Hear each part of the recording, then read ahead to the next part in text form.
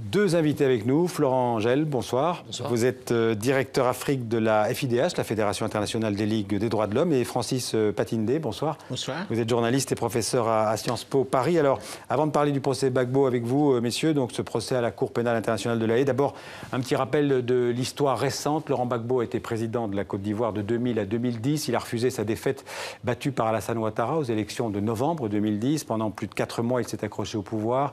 Une vraie guerre civile qui va faire officiellement plus de 3000 morts. Le rappel par Nicolas Georges. C'est un jour hautement symbolique pour la justice internationale. La première fois qu'un ancien président est présenté devant la Cour pénale de La Haye. Laurent Gbagbo est poursuivi pour crimes contre l'humanité, meurtre, viol, persécution, commis lors des violences post-électorales en 2010 en Côte d'Ivoire, lorsque l'ancien chef d'État a refusé de céder le pouvoir au vainqueur du scrutin, l'actuel président Alassane Ouattara. Des violences qui ont fait 3000 morts en 5 mois. À ses côtés, sur le banc des accusés, Charles Blé Goudé, ancien chef de milice. Sans surprise, les deux accusés réfutent les faits qui leur sont reprochés. Je plaide non coupable. Je ne reconnais pas ces charges, par conséquent, je plaide non coupable. Merci. Le dossier d'accusation est musclé. C'est ce qu'a assuré la procureure Fatou Bensouda. Les éléments de preuve que nous avons recueillis seront suffisamment convaincants pour prouver la culpabilité des accusés au-delà de tout doute raisonnable. La procureure qui avait dû réviser sa copie en 2013, faute de charges suffisantes selon les juges. Cette fois, l'accusation compte présenter 5300 éléments de preuve au total. Et plus de 100 témoins sont attendus à la barre.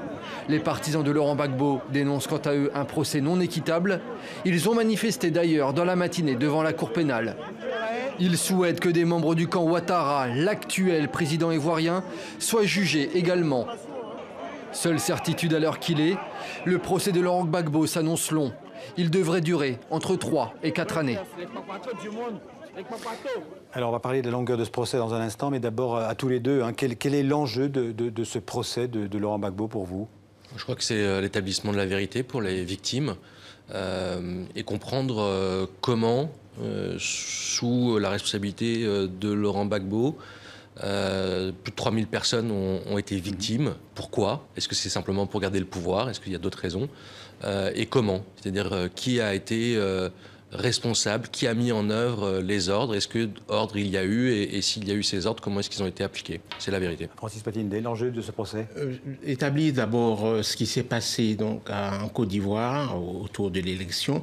Et moi, j'espère qu'on ira au-delà pour établir les responsabilités, mais toutes les responsabilités du gouvernement de Gbagbo, mais également de ses adversaires et au-delà même des soutiens internationaux.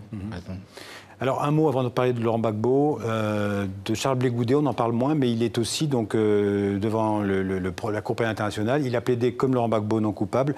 C'est un ancien chef de milice, c'est un chef des jeunes patriotes. Quel a été son rôle, en fait, auprès de Laurent Gbagbo? Charles Blé Goudé était le chef des jeunes patriotes, on l'appelait d'ailleurs le général de la rue. Dans le dernier gouvernement de Laurent Gbagbo, il était même ministre de la jeunesse. Et dans ce gouvernement contesté au moment de la transition dramatique. Ouais. Et il est en fait le chef de ce qu'on appelle la galaxie patriotique.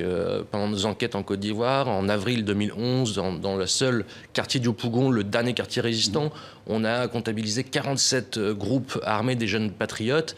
Et Blé Goudé fait le lien entre tous ces groupes armés, y compris des groupes armés venus du Libéria et de Côte d'Ivoire.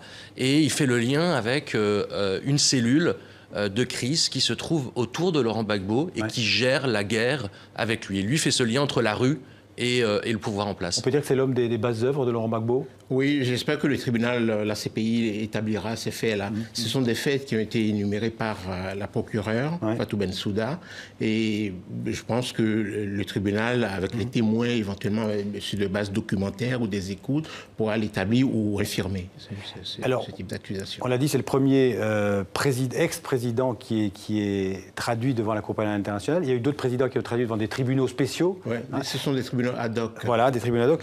Ceci dit, la Cour pénale internationale, c'est un sujet qui divise les Africains, Francis Patindé. Oui, à l'évidence, oui. Parce que pas le principe lui-même. Le principe d'une juridiction internationale est intéressante, surtout pour les peuples. Mais le fait que depuis sa création en 2002, qu'il y ait eu... en grosso modo, une grande partie d'Africains, de responsables africains, il y a eu Kadhafi, on l'a oublié, parce que la Cour a accompagné quand même la chute de Kadhafi.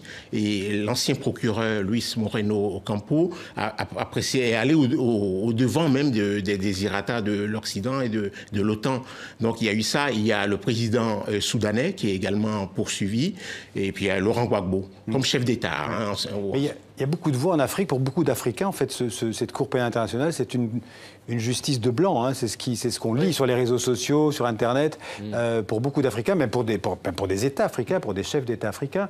On peut penser à Mugabe, par exemple. C'est plutôt ça. C'est-à-dire que pour beaucoup de chefs d'État africains, relayés aussi dans les opinions publiques, qui ont l'impression que c'est même une cour un peu néocoloniale, la CPI est... un instrument de puissance des puissants, en quelque sorte. Et il est vrai que les puissants aujourd'hui, la Russie, la Chine, les États-Unis ou d'autres, ne reconnaissent pas. Voilà, mais ne reconnaissent pas cette cour. Mais en même temps, c'est la géopolitique mondiale. Il faut voir aussi le verre à moitié plein. Les victimes, beaucoup de victimes en Afrique, moi je travaille essentiellement avec des victimes, en Côte d'Ivoire on en accompagne 300, devant la Cour pénale internationale au procès Gbagbo il y en a 738, les victimes, elles, Cour pénale internationale ou pas, ce qu'elles attendent c'est la justice. Justement, est-ce que cette Cour comment dirais-je, est juste, est-ce qu'elle est impartiale ? Elle est impartiale, je crois. Est-ce qu'elle est incomplète? Forcément. Elle doit être beaucoup plus universelle et elle doit, par exemple, nous suivre quand nous, on dépose plainte contre George Bush ou contre Norman Rumsfeld pour les crimes de torture à Abu Ghraib. Un jour, la Cour pénale internationale devra être capable de le faire. Mais en même temps, c'est aussi un outil de complémentarité. C'est-à-dire que la Cour n'intervient que quand les États qui l'ont ratifié, qui l'ont signé, qui l'ont adopté, ne peuvent pas juger. Oui. Il y en a 123, je crois, à peu près, sur l'ensemble de la communauté internationale. Il y a quand même une majorité d'États africains, il ne faut pas l'oublier. Alors, elle est impartiale? Moi, je pense que la Cour, elle sert ce qui la finance. Il faut le dire. Tout le reste, c'est des discours. Et ce sont les États qui la financent. Les États européens, surtout, qui la financent. Deuxième chose, un reproche qu'on peut lui faire, c'est l'amateurisme évident de ces procureurs successifs. Luis Moreno Ocampo était visiblement, c'était un amateur. Fatou Bensouda. Fatou Bensouda, qui a été, d'ailleurs, il faut le faire remarquer, elle a été ministre de la justice du pire dictateur africain. Et le président Yahya Jammeh de Gambie.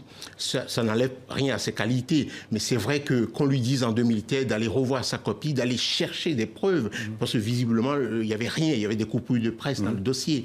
Donc, on espère que maintenant, il y a des preuves, les bases documentaires sur les écoutes et des preuves palpables, et que les témoignages pourront conduire à une éventuelle condamnation ou une libération de gens. Justement, Florent Gel, dans le cas de la Côte d'Ivoire, dans l'autre camp, celui de l'actuel président Ouattara, est-ce que certains responsables risquent aussi un jour d'être traduits par la Cour pénale internationale? On a beaucoup parlé de Guillaume Soro, qui est l'actuel président de l'Assemblée nationale ivoirienne.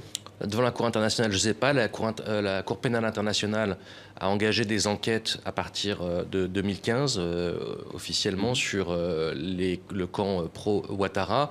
On avait critiqué ce séquençage qui nous semblait trop tardif. En tout cas, devant la justice nationale, ces poursuites-là existent depuis au moins 3 ans.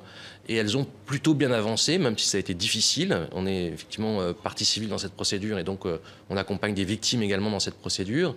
Et là, au niveau ivoirien, est-ce qu'on peut croire à l'impartialité de la justice ivoirienne, en l'occurrence? C'est un dur combat, mais qui avance, puisqu'il y a une vingtaine aujourd'hui de FRCI qui sont inculpés officiellement par la justice ivoirienne. Tant qu'il n'y a pas de procès, je ne peux pas vous dire tout va bien, mais c'est quand même le chemin qui s'annonce aussi pour ces individus, qu'il y ait des procès. Et je pense... Les FRCI, c'était des rebelles du Nord en particulier. Voilà, c'est les forces républicaines de Côte d'Ivoire. Qui étaient en fait dirigées d'une certaine manière par Guillaume Soro. Absolument, qui étaient dirigées. Après, c'est comme Laurent Gbagbo, il va falloir prouver les liens qui peuvent exister ou pas, et ce n'est pas toujours une évidence dans le cas de Laurent Gbagbo comme dans celui de Guillaume Soro. Francis Capinet, il faudrait, oui. Le séquençage montre que c'est une juridiction aussi politique. Parce qu'on sort, même Simone Gbagbo, on a sorti longtemps donc, après. Simone Gbagbo, il faut préciser pour ceux qui nous regardent, c'est l'épouse de Laurent Gbagbo. Première dame de Côte d'Ivoire. Et même pour les gens du camp Ouattara, on a l'impression qu'on sort les dossiers au moment quand politiquement c'est... Et je trouve que cette cour, elle accompagne la diplomatie occidentale. C'est-à-dire, elle accompagne, et elle est un instrument de la diplomatie de beaucoup de pays européens. On l'a dit dans le sujet que ce procès Gbagbo pourrait durer des mois, voire des années. Pourquoi un procès aussi long ? Parce que malgré les critiques de mon cher ami, en fait c'est aussi une cour, mine de rien c'est une cour de justice. Il y a une majorité de juges africains, il y a une procureure africaine, alors peut-être que tous les Africains sont des suppôts de l'impérialisme, mais je ne le crois pas personnellement. Travaillant suffisamment en Afrique, je pense qu'il y a une vraie indépendance. Et je pense également, et donc il y a des règles de procédure, et elles sont très complexes, parce qu'elles font une large part également aussi à la défense, qui a le droit de se défendre, pour tenter de faire un procès impartial. En plus, prouver qu'un chef d'État a dirigé et a ordonné des crimes, c'est extrêmement compliqué et ça demande pas mal de technicité et donc de temps. Un mot Juste que la détention préventive, elle est longue. Ouais. Moi, j'ai eu la chance de rencontrer Laurent Gbagbo pendant 3 heures dans sa cellule. En 2012, je pense. Ouais, absolument. J'ai passé 3 heures, donc j'ai discuté un peu avec lui. C'est vrai que, le temps passe. Le temps est long pour les victimes aussi. Pour les victimes aussi, absolument. Oui, et il faut dire aussi qu'il a encore des partisans, beaucoup de partisans en Côte d'Ivoire, il ne faut pas l'oublier. Absolument. Merci à tous les deux. Merci Florent Angèle, merci Francis Patinet de nous expliquer un peu les enjeux de ce procès Gbagbo qui a lieu en ce moment devant la Cour pénale internationale de La Haye.